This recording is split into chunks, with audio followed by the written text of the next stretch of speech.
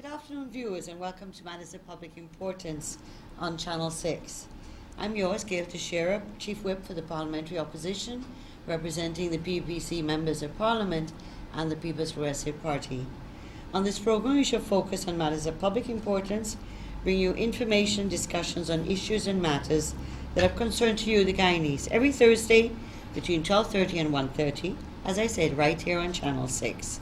Before we get into the meat of the program, let me remind you of the telephone numbers you can use to call in when we start taking calls. 225-0010. So let me do that again. 225-0010 and 225-008. Remember, if you have a block number, and I have to only take calls that have their numbers are being displayed on my phone here. So please, I'm sorry if you have blocked numbers. I won't be able to accept calls from you. As I inform you every week when we come here, that the Office of the Leader Opposition is open from Monday to Saturday, from 9:30 to 5:30 every afternoon, Monday to Friday, and then from Saturday from about 9:30 to 1:30. So we're open for business. We're there to hear your views. If you want to pop in and just find out or get advice on what to do. And we have various members of Parliament are there from time to time, as well as Dr. Luncheon, former Prime Minister Sam Hines, the Leader of the Opposition, and so on. So we're there to serve you. Whether we're not interested in who you voted for, we're interested in seeing how we can help you with issues you wish to raise. So if you want to call that number, the switchboard is 225-3432. Just remember, 32 MPs, the last two digits are 32. And some of you may be familiar with Freedom Radio, which is broadcast on FM 91.1 Demerara, 90.5 Berbice, and 90.7 Essequibo. Well, you know, it caught up on me that I knew that our program started in November 2015, and I went back to my records to find out the exact date, and it was our second anniversary on having this program is November the 19th, and I couldn't believe that it had come by so quickly. I can't believe that I've been doing this program for 2 years, really. So next week we shall speak more about our anniversary, but again, since we've started airing this program, we have focused on issues of transparency and accountability, reversal of or undermining of democracy, undermining the separation between the executive, the legislature, and the judiciary, and undermining parliamentary democracy. We have scrutinized the APNU AFC coalition government and its election promises. We have specifically been informing on this program almost every week since November 2016 on the issue of the appointment of the chairman of the GCOM and the subsequent rejections of the list submitted by the Leader Opposition in accordance with the Constitution and the ruling of the Chief Justice and the President's response about her interpretation and his interpretation of the Constitution. So we've been bringing this for a whole year now. We've been doing this. And we warned during various programs that the President wanted to name his own chairman. And if it did so, it would violate the Constitution. Right here on this program, we warned that there was a strong possibility that the President would actually violate the Constitution and appoint his own choice with the objective of controlling the election machinery so they can get back into government again, by hook or by crook. The delays from December 2016 to October 2017, 10 months, and the rejection of all three lists in their entirety of 18 fit and proper Guyanese persons who have served our country was all part of a strategy to set the stage for the President naming his own man. There are those who have said that the issue was about race, and that some have even written to say that it was time there was an Afro-Guyanese chairman. The issue is not about race. The issue is about the Constitution, about the integrity of the election process, and that, you know, for those who want to make race the issue, we have to remind them that there were Afro-Guyanese who were listed in the 18 names, all people of high repute, persons who have served our country, and who, as I said, were fit and proper, and who were not aligned to the PNC, and we were not aware they were aligned to any other party. So There were highly qualified persons of Afro-Guyanese descent that could have been selected from the 18 names. So let's put aside the race issue because that's irrelevant. We're talking about the Constitution and the guarding of the election machinery to make sure that its integrity is intact. We have been warning all the time on this program until you must have thought that, oh, why does Gail Teixeira keep going on like this all the time? We have warned over and over again about how dangerous these moves are to our democracy and to the right of our people to elect our government in free and fair elections. We also warned that without a chairman and without a functioning commission since the end of November 2016, that the election machinery was vulnerable to all sorts of mischief. You know, the whole idea of while the cat's away, the mice will play. And that is why we're calling for an audit of the registration and voters database at GCOM. We want to be assured that in the 10 months, no hanky-panky has taken place. I reported on October 26 on the October 26 program on the PUP's non-cooperation campaign. And this program was replayed last week as we had a parliamentary sitting on November the 2nd. Well, the sitting of November 2nd should have been a private members' day, but alas, and predictably, the government took the day with the President addressing the National Assembly for the 6th time in 30 months. This is the 3rd time that the President has chosen to address the National Assembly on a day that should have been ours. Coincidental? Some of you may not think so. We think so, that every time we're supposed to have a day, which is very infrequent, and we have matters on the agenda, by the way, which will probably not be discussed till next year. Our viewers, I know and I'm sure that you know what transpired at that sitting.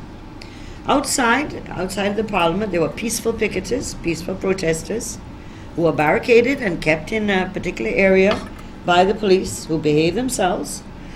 They loudly called for the retirement of Justice Patterson, as he had lied on his CV, and they called on the President and exposed the President's breach of the Constitution by his unilateral, unconstitutional, undemocratic appointing of the chairman of GCOM. And you know too well that we, the PPC MPs, protested in the chambers, sitting in our seats. We weren't physical, we sat in our seats while the President spoke, and we held up our placards and we chanted. And you know, this whole issue of the unilateral appointment of the chairman of GCOM, we in the PPP are not alone in our reaction to this really dangerous act, an unconstitutional act of the President. Private sector bodies, the Guyana Bar and the Berbice Bar, FITUC, you had other organizations such as the Guyana Human Rights Association, as well as a slew of individuals, including those in the diaspora, who have taken public positions on this undemocratic decision and action by the President. We have seen the resignation of retired Major General Joe Singh and Christopher Ram from positions they held in the government. The social media has been going wild on this issue since it took place on October the 19th.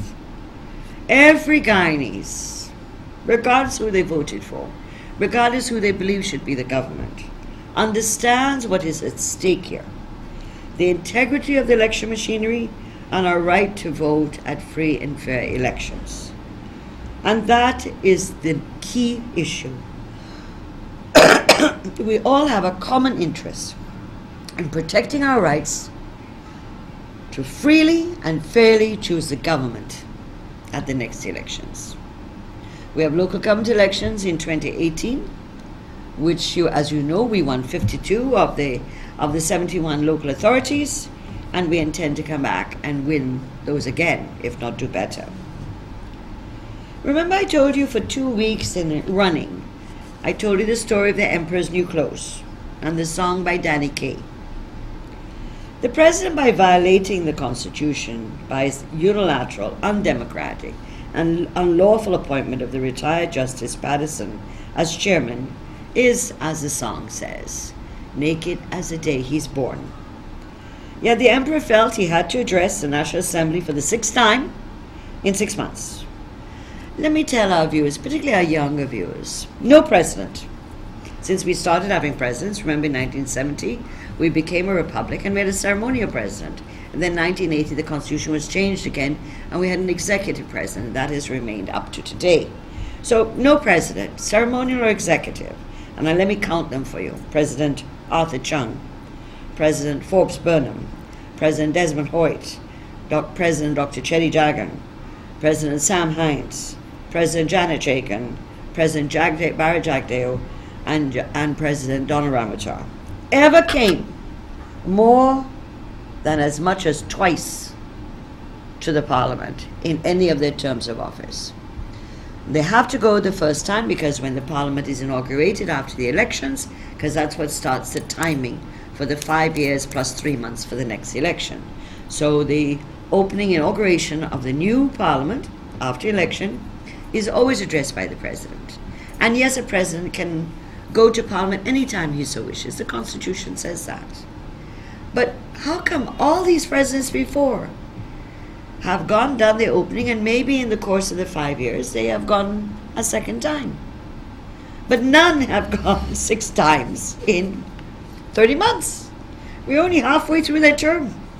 And yet he feels that he has to keep going. Is it, I ask you, is it to show how powerful he is that in the face of such an outrage, public outrage of what he did with the unilateral appointment of the chairman, that he had to come to the first sitting after recess? Was it to show this, that in the face of all this outrage, that he could come before the National Assembly? Well, you know, I was thinking about this, and then I thought, oh, I forgot completely. The Queen, Her Majesty, Queen Elizabeth II, when they have a recess in their Parliament, right, they have a session, and so at the end of each session they go on recess and they come back. This is between elections. And so the President very ceremonially comes to the Parliament when a session, when they're coming back from recess, and says a couple words about the direction of the country or whatever. And sometimes she doesn't go at all. She sends a message to be read by the head of government. And so I just remembered, that's what I forgot. It was a paralleling Her Majesty the Queen, that when after recess you have to come and speak to the MPs. You see, I'm telling you, this is all emperor psychology, king and queen psychology, you know. Something strange going on there. Much has been said about the November 2nd sitting by different members of the government, including the President and supporters on the APNU AFC coalition. They said that we lacked civility, that we were disrespectful to the President, all the way, this whole accusations, all the way to the accusation by no less than Prime Minister Nagamutu, that we, the PPPC, were guilty of domestic terrorism. Did you hear me? Domestic terrorism. That is what Mr. Nagamutu accused the PPPC of. Amusing that Mr. Nagamutu believes that he had to come in with the last lick, and of course probably the worst, one of the worst accusations. You know, as we say, he's a rubber stamp and he has to show that he's earning his keep in the government. We sometimes call him the Minister of Graduations because his schedule seems to take him to an awful lot of graduations at schools, cutting ribbons, and even putting money in Santa's box, the Salvation Army. The funny thing is, the President used an unusual word, vulgarian. And a lot of people thought, where did that word come from? Vulgarian. I think the majority of people knew that vulgarian had something to do with vulgarity or vulgar.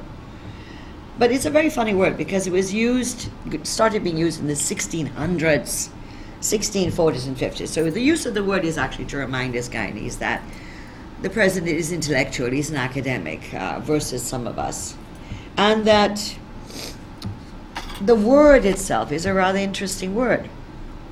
It actually means a vulgar person, especially one whose vulgarity is the more conspicuous because of wealth, prominence, or pretensions to good breeding, as according to various dictionaries, Random House and Collins and so on. And it was used mostly in the 1800s in literature, and it was meant as a put down. And it was usually being spoken by a person or written by a person from the aristocrat or the upper middle class with regards to other people who they believed were not of their class or beneath their class. So it's a very derogatory word in terms of mostly a class point of view, that if you're a vulgarian, you really are not of the same class, that the persons who are accusing you of being a vulgarian are of a higher class, aristocrats, upper middle class, and you are down there somewhere. So the president found this behavior vulgarian, did he? Funny he didn't find that the case when he was the leader of the opposition, and his members, surely under his direction, banged the tables for 20 minutes on many, many occasions in the 10th Parliament, thereby preventing several members of the government side from speaking, including Minister Clement Rowe, who was allowed to speak for 9 months, or singing songs, singing hymns actually, loudly, and even putting up placards. It happened so many times that the then Speaker, Mr. Raphael Trotman, now Minister of Natural Resources, had to suspend the sittings on several occasions, and on others adjourn the sitting abruptly, as the opposition benches refused to listen to his admonitions and appeals to stop the noise and allow the sitting to proceed. At no time was any action taken by the Speaker to discipline any of these persons. He would have had to discipline actually all the MPs on their side. Remember, my dear friends, this is the same APNU and AFC in opposition who reduced 3 annual budgets, 2012, 2013, and 2014, by 90 billion Guyana dollars, thereby denying Guyanese of important services and programs they deserved. It is the same APNU and AFC opposition which reneged on agreements made in the Inter-Parliamentary Parties Dialogue, which was set up after the 2011 elections by President Donald Ramotar, meeting with Mr. Granger, heading the APNU, and the head of the AFC, Mr. Ramjitan.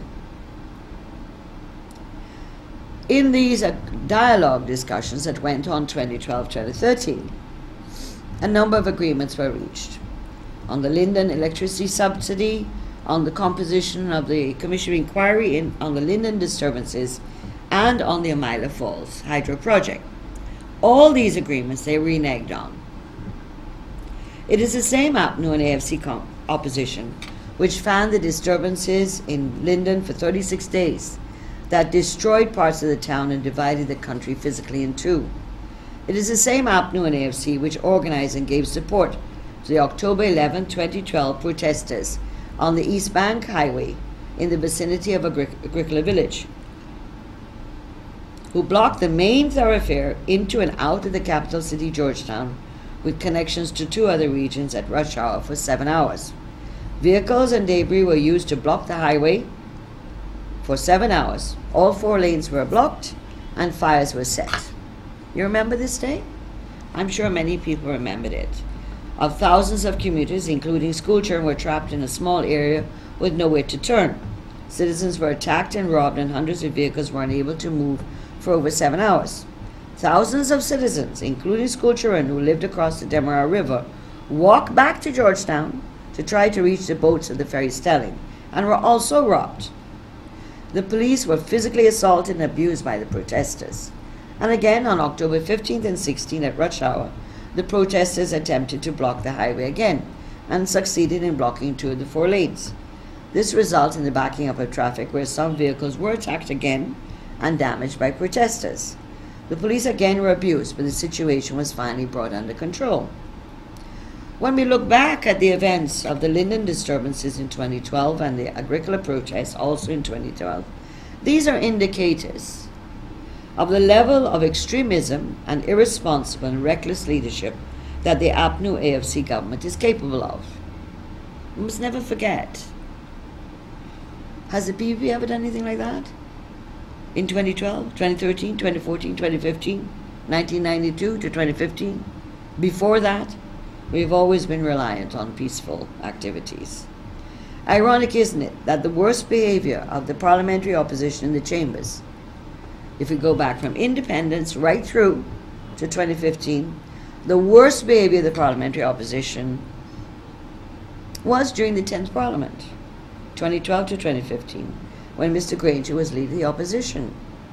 This pattern of behavior continued during the election campaign, and after the May 11, 2015 general and regional elections, whilst everyone was waiting with bated breath for the election results, the party and the coalition which Mr. Granger heads threatened the GCOM, the international observers, and the diplomatic corps to burn the city down and wreak violence if the results weren't announced urgently. This scare tactic was designed to prevent a recount, which the chairman, Dr. Serge Bally, initially agreed to. He agreed in the morning of Friday, the 14th,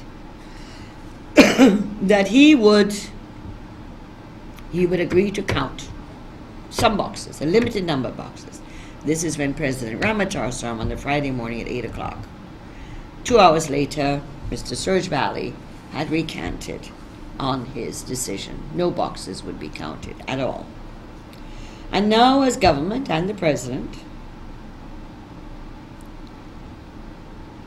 he finds the PPPC protests in the chambers anti-national, uncivil, and disrespectful.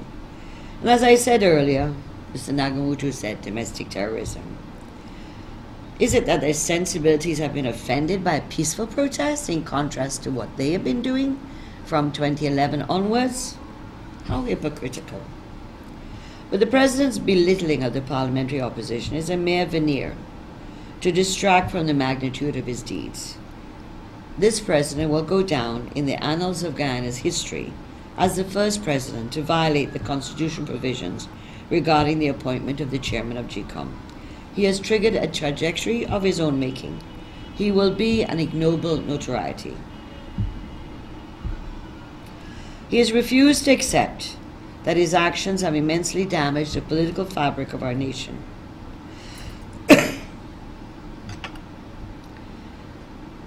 He has further exacerbated the situation with his speech in Atlanta, Georgia, which has been reported in a number of the internet websites. The speech in Atlanta, Georgia, to his regional PNC branch further confirms that his objective is to take this country down a dangerous path of the old PNC party paramountcy, which some of us who are older lived through between 1968 and 1992.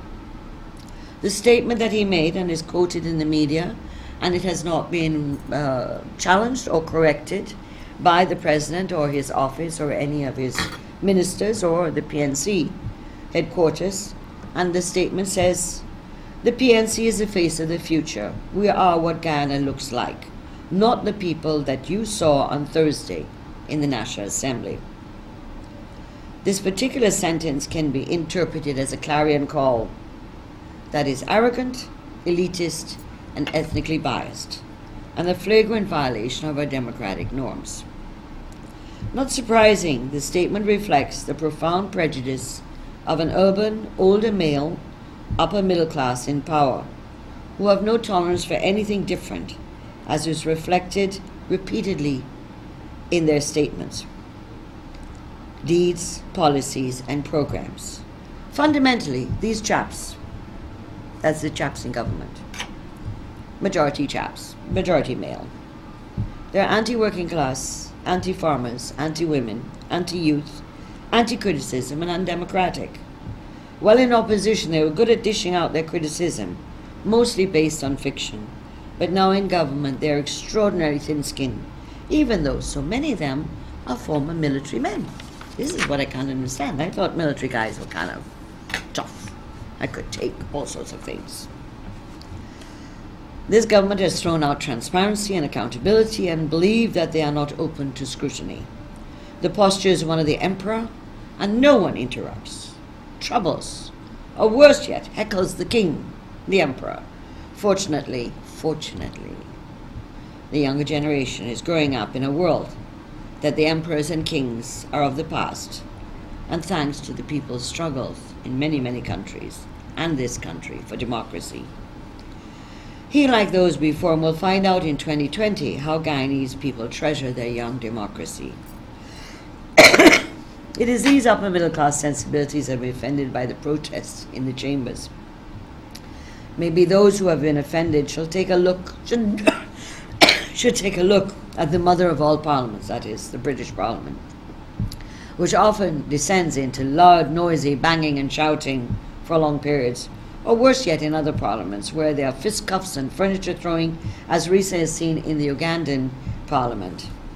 Is the government saying to the people that it can do as it wishes with a mere less than 1% of the vote, and everyone must sit there and be polite like schoolchildren, so that we can show that we were all well brought up? We were well brought up like refined old Queen's College boys. I have read some letters encouraging the Speaker to discipline these 32 PPPC members.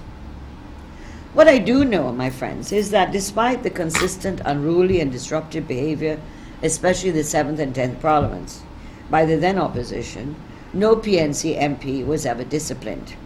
In fact, only 2 MPs, Dr. Chedi Jagan and Mr. Ishaq Bashir, have ever been disciplined over 50 years in the National Assembly, and that was done by the Speaker, Sais Narang.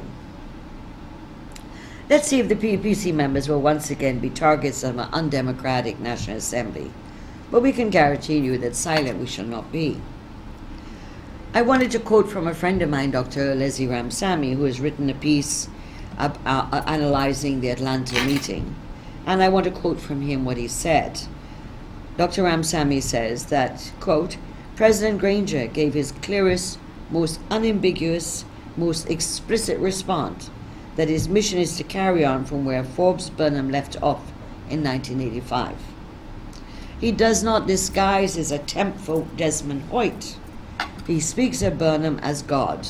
While not saying it, he implies that Hoyt was a wimp for capitulating to the Guyanese people's struggle for democracy. In a PNC conference for North American supporters on the weekend, Mr. Granger gave the clearest declaration that, like Burnham, he knows how to stay in power. Burnham stayed in power for more than 20 years, not by winning elections, but by blatant rigged elections. Granger is now openly, explicitly connecting the dots for PNC activists and supporters. He and the PNC are determined that Guyana returns to the period of 1968 to 1992.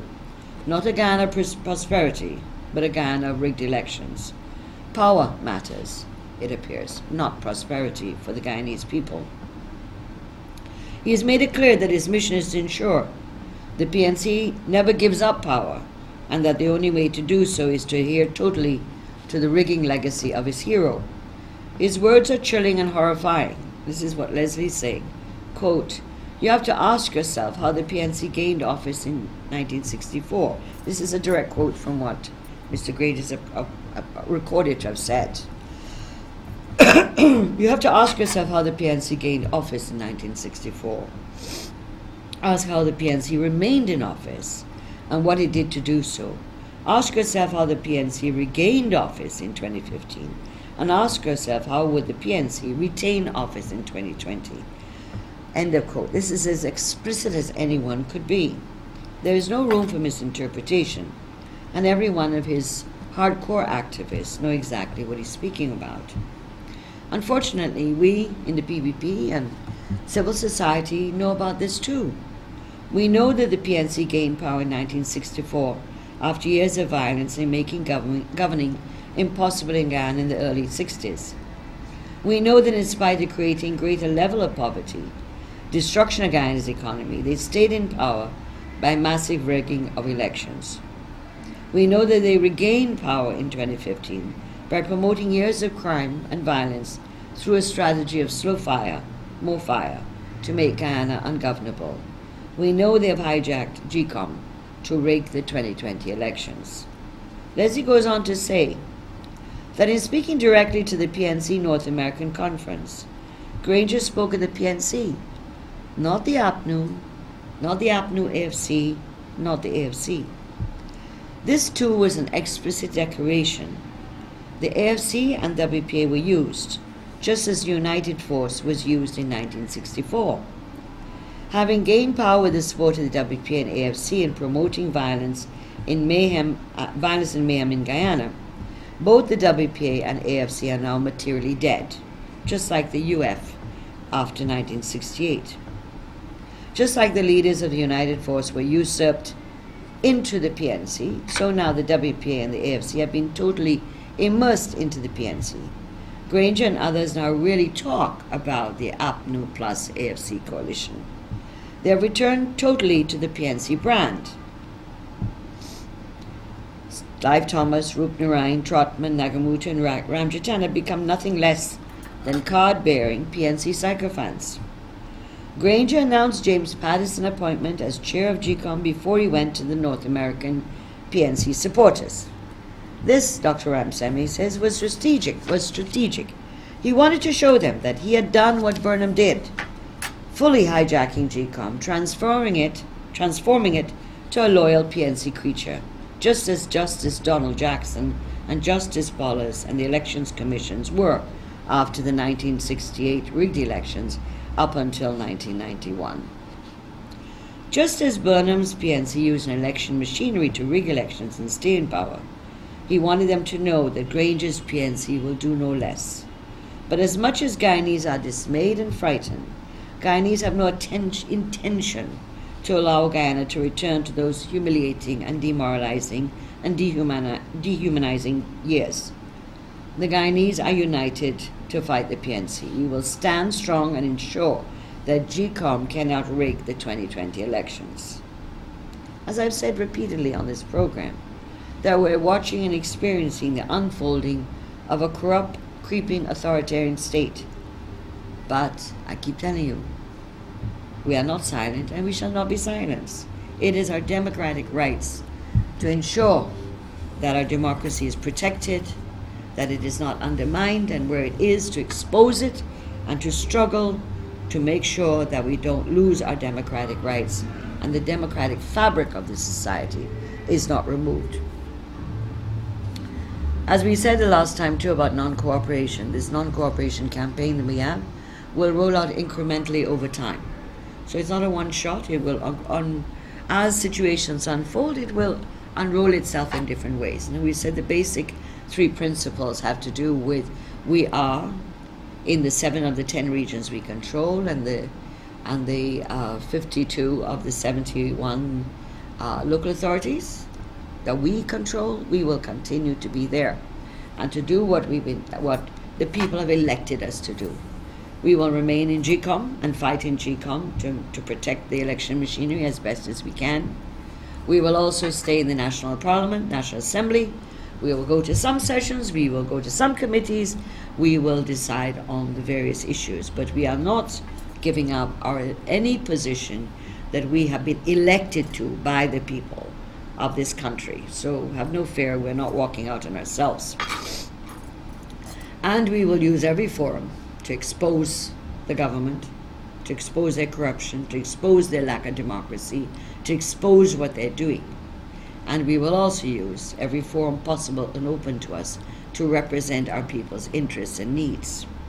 And as we said, we will be having community meetings, bottom house meetings to inform our people, also appealing to the international community, the diplomatic corps that's already going on, and that we will not grace the presence where the president and his ministers, their activities that they have. So we will not be going to functions, state functions, where the president will be at. He has taken away and violated our constitution, and we will not accept that. And that ministers of him that come to us to talk about social cohesion, we will not participate. And so those are the kind of basic principles. So it's now 1:05, and I thought this is a big issue, and we should go more to the media to have your say. Because sometimes I do talk a long time and you don't get enough time to speak. So the phones are open, the lines are open. This issue of what has happened on October 19th, our own protest of November 2nd, and today is November 9th. On November 17th, there'll be another sitting of Parliament in which there'll be another supplementary financial paper coming to Parliament that is number 3 paper, another $3 billion that they're coming for. So they had $270 billion that they approved in December last year for 2017. They then came back for $3 billion in paper number 1. I think almost $13 billion in paper number 2, and now in paper number 3 it's another $3 billion. The funny thing is that the implementation of the budget is way down as of the middle of this year, having insisted that you had to have a budget in December passed. They had 6 full months, and they have only were able to use 30% of their budget was used. So I don't know why they keep going back for money when they have money that they plan for programs and they haven't used, and yet they're using money, keep spending more and more money.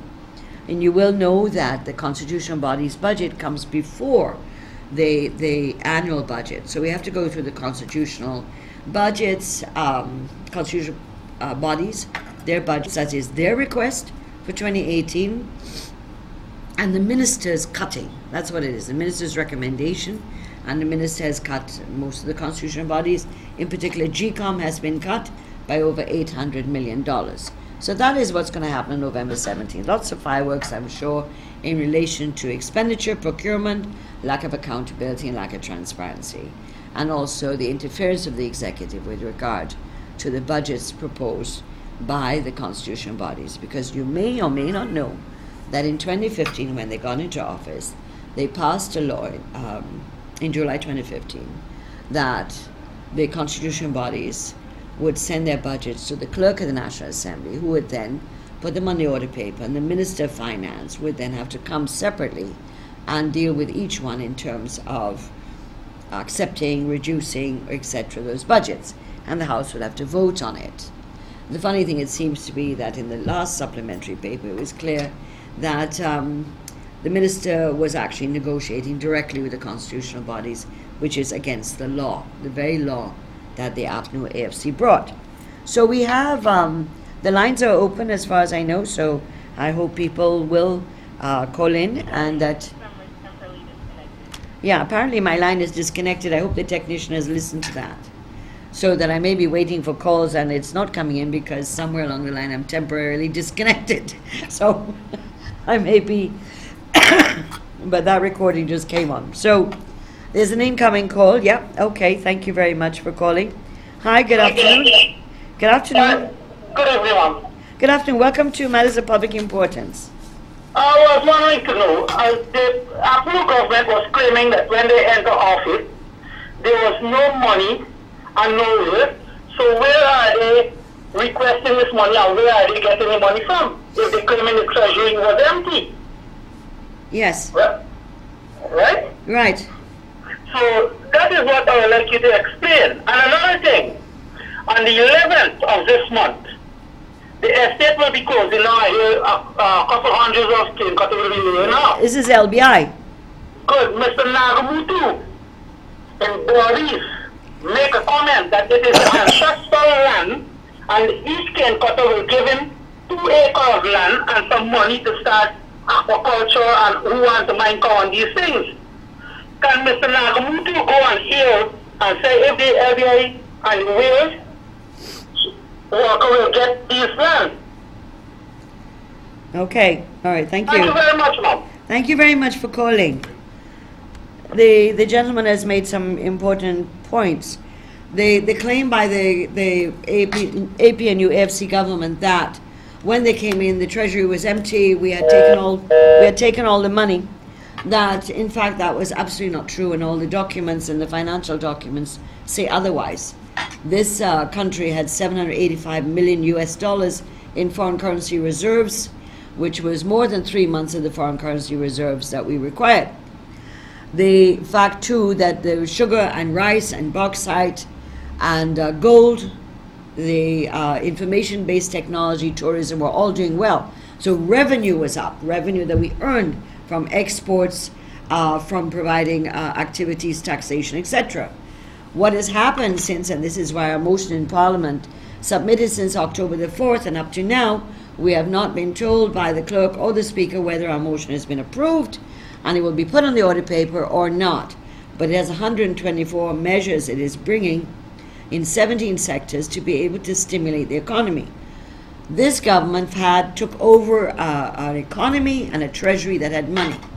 Right now, the government is spending the money wildly. And so the 785 million US dollars that was in the foreign currency reserve has now fallen to about 580 million US dollars. So where that money gone, what they've been using it for, God knows, because they're very careful about showing their figures, and you have to dig deep. In relation to LBI, it is true. I did meet I did go to LBI and had a meeting with a number of sugar workers who work at the LBI estate, and a number of them were able to point out that they received letters, their rank and file sugar workers received letters telling them that they were redundant as of November the 11th, and the junior staff, about 50 odd members of junior staff, were given similar letters telling them November 23rd. And in fact, I also met some guys who were drive the big machines in the cane fields. What do you call it? Crane operators or whatever, I don't remember what it's called. They told me that they were told that they wouldn't be fired, but that they were being told they had to go and work at IFLUT. Now, to work from LBI to IFLUT is a huge distance. And I said, well, are they going to be providing the transportation to take you to IFLUT? And they said no, that they were told they would have to go and work at IFLUT, and the pay rate, the rate of pay was less than what they were getting at LBI. Plus, in addition to that, would be transportation costs and time, because to travel from LBI to IFLUT is a long distance, and of course you know what the traffic is like at the bridge, etc. So a lot of their time would be eaten up. I can't answer in relation to Mr. Nagamutu's claim in Berbice. Mr. Nagamutu claims many things in Berbice, and I'm not sure what he's talking about. If it is ancestral land, I don't know how he's giving it out, because there are claims by those who have say that these parts of the areas are ancestral lands, that they're claiming these lands for their own. And so I don't know what Mr. Nagamutu is talking about. As usual, you know, Mr. Nagamutu says, we're not collapsing the sugar industry. No, we love the sugar workers. And then he then says, well, you know, we're not collapsing it, but we're going to close down these factories, and you will each get 2 acres of land. Well, Wales closed in December last year, a year ago, next month, a year ago. They first of all said they were going to do all sorts of investments and development in there. And then they also said, oh, they would give the sugar workers so much acres of land. A year has gone by. Nothing has happened.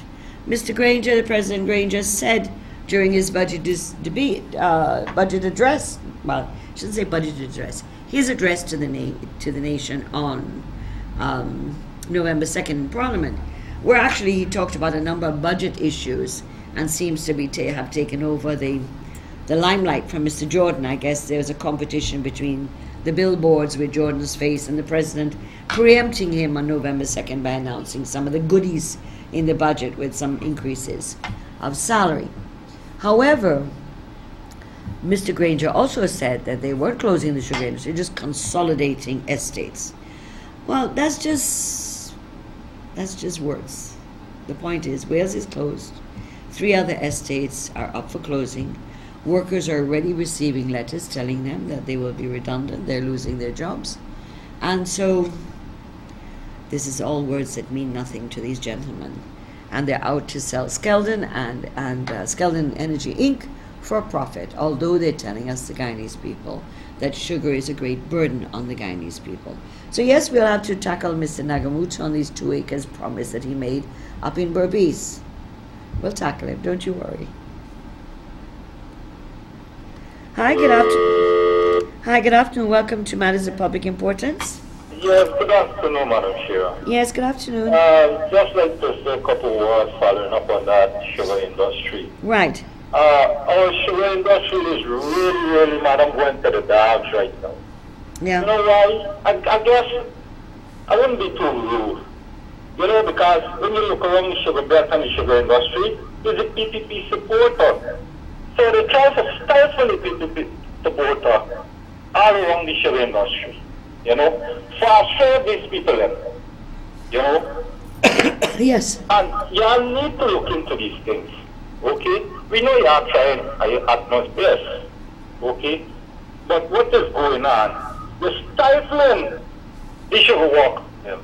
Look how much at Wales, now when you go on Friday at the Wales market, you would think like you said, you know, it's a gold stone going on right now. Yeah. Yeah. And back in the days, when the PPP was in power, when you walk in Wales, Friday any day, you know, there's a lot of activities going on. Yeah, exactly. Okay? Yes. Thank you so much. Thank you very much for calling.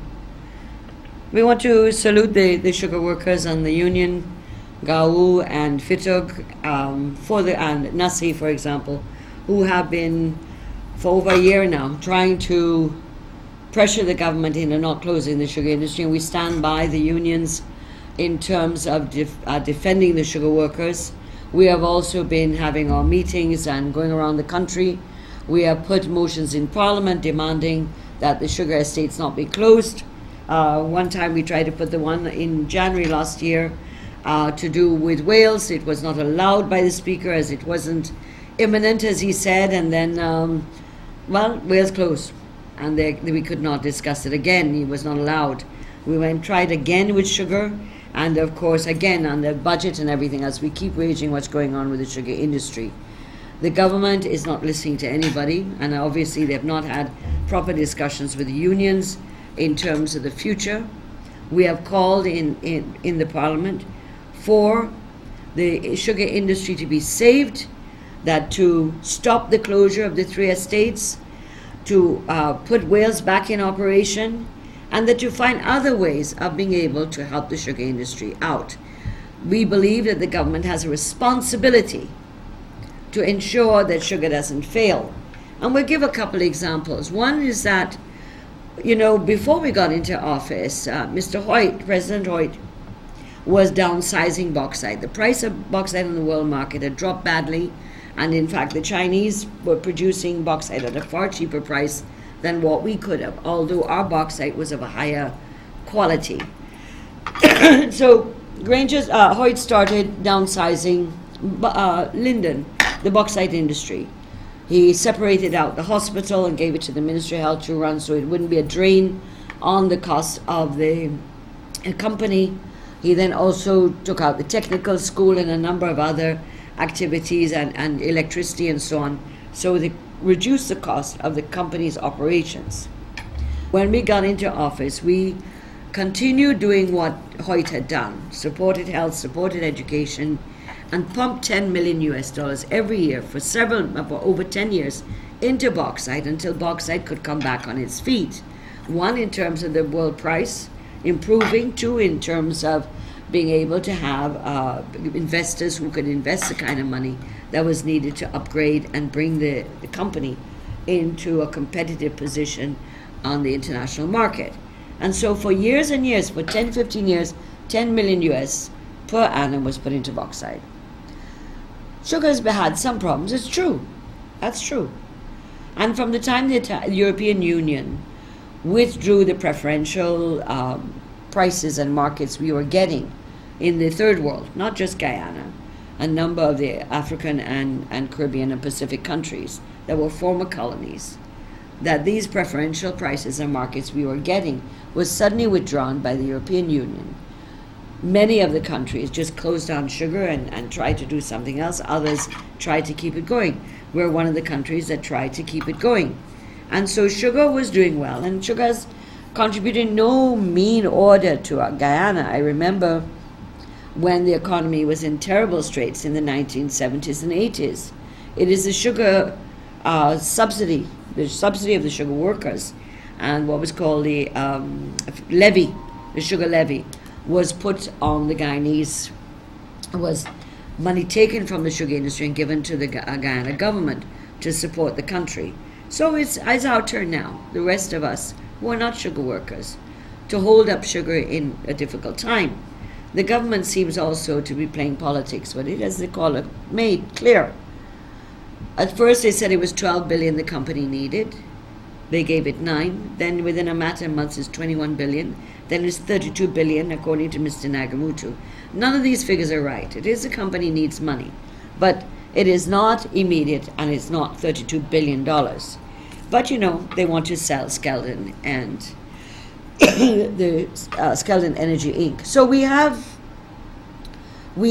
therefore in sugar, we will continue to fight for sugar, we will continue to fight for the sugar workers, and that we need all Guyanese to recognize that the way this country is going and the way the government is taking out its own short-sighted and maybe sometimes vindictive position with the miners, in the gold miners, making this is the one thing keeping the economy going, but they keep putting more taxes and troubling the miners. Forestry is down, rice is down, sugar is down. What's going on? You know, and yet they're continuing to tax. I mean, the minister says he's not going to be bringing new taxes in 2018. And we're all supposed to be happy. What about the taxes we have now? Why doesn't he come to the parliament and restore some of the VAT-free items that we had up to 2015, 2016? Why doesn't he do that to make life better for us? So sugar, yes, don't be afraid, comrade. We will continue to battle on this issue, and the unions too, in terms of internationalizing support for the sugar workers by international unions and federations that feel as strongly as we do here. Okay, thank you very much for calling. Welcome to Matters of Public Importance. Yes, good afternoon, Mr. Chair. Yes, good afternoon. Yes. Firstly, how could you, don't you all think you all have something to do with Burnham becoming the way that he became? Because when he came to power in 1964, he wasn't accepted and he wasn't given a chance to do anything. You know, there were problems because of the war that happened before, right? The civil war, you gotta call it. You're blaming African people alone for that. And that was not the case. You're blaming Burnham for that, when that was the case. Because remember, why I say that if you don't think you all have something to do with it. Were you there in 64? Huh? Were you there in 64? Yes, I was. Okay, good. So we'll talk, because I was there in 64 too. Right. I was there. Right. Right. And 62 too, when it actually happened, you know? What happened in No, 62? the Black Friday business and what went on in the country. Uh-huh. The BBC claimed about 200 people died in those riots between Africans and Indians. So what's the point you're making? We made Burnham who he was? Is that what you're trying to tell me? No, No, that's your first question. Your question to me was, aren't you... You're saying that we're responsible for making Burnham who he was? You mean Burnham can't take responsibility for who he was? Okay, but let me say something. Remember there was a policy named Apanjat. It's claimed that Jagan had... That wasn't a PPP policy at all, so don't bring me that. It was written, all of it was... It wasn't. It was not the PPP. That's someone else's, and get your history straight. It was a smaller... It's what? It is what? But that has nothing to do with the PPP. Just because people, you know, the problem... So what? Now, what has that got to do with the PPP? Another party writes in the PPP's blamed for it? Burnham was a dictator and the PPP's blamed for it? Come off of it, comrade. Come off of it, comrade. Come off of it, comrade. History requires that you take responsibility for your actions. Burnham, in the pre-64, let's get history straight. Because this man talks and he's just blabbing the lies that the PNC has pushed and forced on their supporters for the last 50 years. I grew up in the 60s. I wasn't an adult in the 60s. Maybe you were. But I remember the tear gassing. I remember the violence. I remember the burning. And I didn't even refer to that when I spoke about Mr. Granger's speech. I talked about Mr. Granger's speech with the rigging of elections in 68, 73, 80, 85. That's what I spoke about. So I don't know why you're bringing in violence and all these things with 1962, 63, 64. Mr. Burnham became Prime Minister after the 64 elections of December 1964. In 1966, Guyana became an independent nation because the Brits, the Canadians, and not the Canadians, the Americans, all wanted to have Burnham as the leader of an independent Guyana. They did not want Jagan. So Burnham came in 1965, and in 2 years, Guyana, an independent country, with the full support of the entire Western world. The entire Western world. And in the 64-68 period, there was no violence in this country. In fact, I remind you, it is in the 1965 that PPP leaders were arrested and put in Sibley Hall in the Mazaruni. Cyril Belgrave a whole set of others. Now, what violence you're talking about, 64, 66? When you had the 68 rigged elections, it is Granada Television that ran the first documentaries to show the rigged elections. So, Mr. Burnham, it's not true that we made Burnham who he was. I've never heard such absolute nonsense. So a man becomes a dictator and he's forced to become a dictator by somebody else? Come off of it. Don't try rewriting history with me. Your president may be a historian, and so am I. And so the issue of Mr. Burnham was not forced to become a dictator. He knew that in the 68 elections, that if they were free and fair, he was out of power. And the reason why was in 64. Mr. Jagan, the PPP, got 46% of the votes. Mr. Burnham got 40%, and Mr. Degas got about, I think it was 9 or 10%. And so the British went to Burnham and the United Force and encouraged them to have a coalition. And Her Majesty the Queen signed a decree giving the government to Mr. Burnham and Mr. Degas.